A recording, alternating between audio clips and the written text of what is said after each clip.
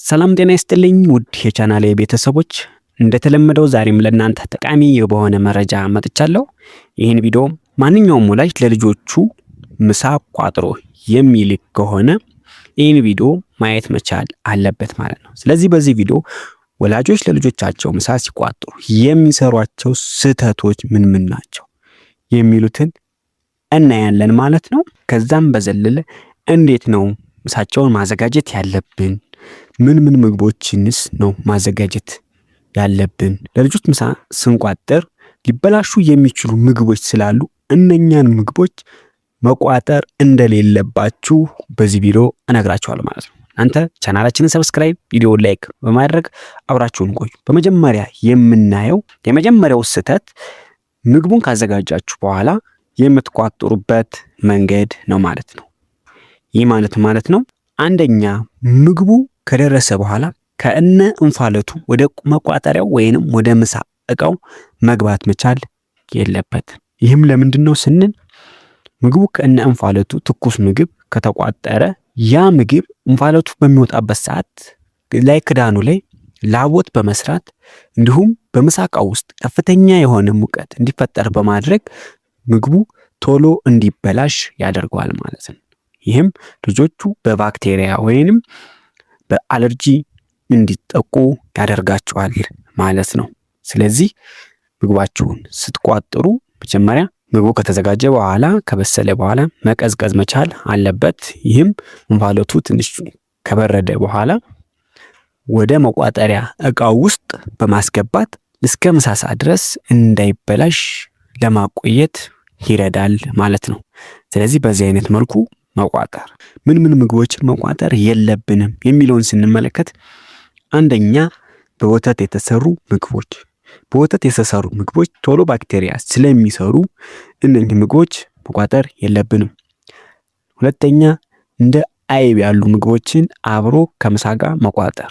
ይህም ባክቴሪያ ቶሎ ስለሚሰራ አይብን ለምሳ ባትቋጥሩ በእጅጉኑ መልካም ነው። ሁለተኛ የተቀቀለ እንቁላል። የተቀቀለ እንቁላል ለልጆች ምሳ በሚቋጠርበት ሰዓት አንደኛ በተለይ ከሞቃት ምግብ ጋር ከሆነ ቶሎ የመበላሸት እድል ይኖረዋል። ሁለተኛ ቃና የመቀየር እድል ይኖረዋል። ሶስተኛ ደግሞ ልጆቹን ለሆድ መረበሽ ያጋልጣቸዋል። ይህም እንደ ማጋሳት፣ አለርጂ፣ ከዛም መቀጠል የሆድ መነፋት እንዲሁም ብስናት እያጋሳ ሊያስቸግራቸው ይችላል ማለት ነው። ስለዚህ በትምህርት ቤት ውስጥ ምቾት እንዳይሰማቸው ያደርጋል። ስለዚህ ይሄንን ማድረግ የለባችሁም።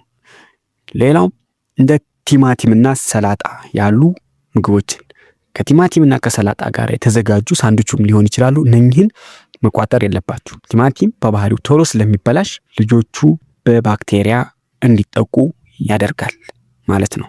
ከዛ በተጨማሪ እንደ አቮካዶ ያሉ ምግቦች።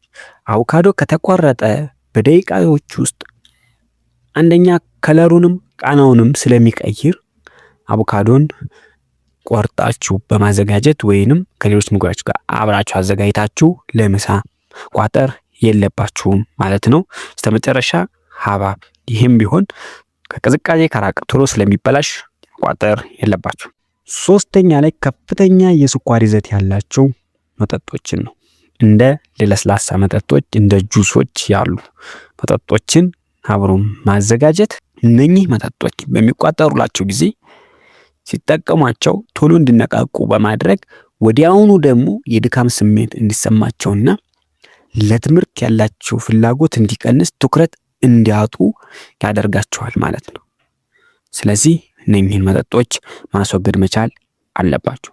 በአራተኛ ላይ እንደ ቺፕስ፣ ብስኩት እና በርገር፣ ፒዛ ያሉ ምግቦችን እነኚህን ምግቦች ልጆች ላልተፈለገ ውፍረት፣ ላልተፈለገ ኮሌስትሮል እንዲሁም ለጤና መታወክ ስለሚያጋልጧቸው እነኚህን ምግቦች መቋጠር በፍጹም የለባችሁም ማለት ነው። እና በምን አይነት መልኩ ምሳቸው ቢዘጋጅ ነው ጤናማ ሆኖ ሊቆያቸው የሚችለው፣ ጤናማ ሊሆንስ የሚችለው የሚለውን ስንመለከት አንደኛው አማራጭ ምግባቸውን ምሳ ሰዓት ላይ ማድረስ።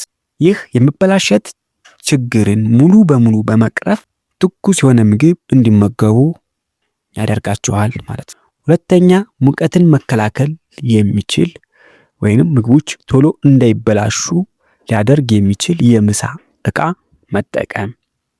ሶስተኛ የምንቋጥረውን የምሳ ምግብ መምረጥ። ይህ ምን ማለት ነው?